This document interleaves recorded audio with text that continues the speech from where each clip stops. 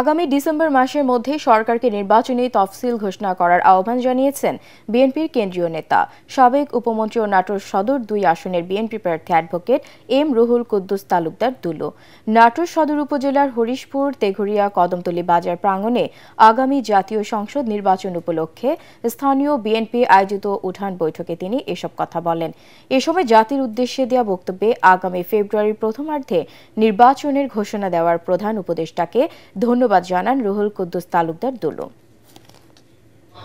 আমাদের আহ্বান, আগামী ডিসেম্বর মাসের মধ্যে আপনারা নির্বাচনের তারিখ ঘোষণা করবেন, কারণ মানুষ আর রায় মানছে না, মানুষ আর অপেক্ষা মানছে না।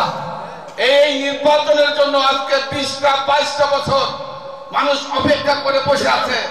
এই নির্বাচনের জন্য নির্বাচনী তফসিল শিডিউল ঘোষণা করে দেয়, তবে মানুষের কষ্টে লাঘব হবে।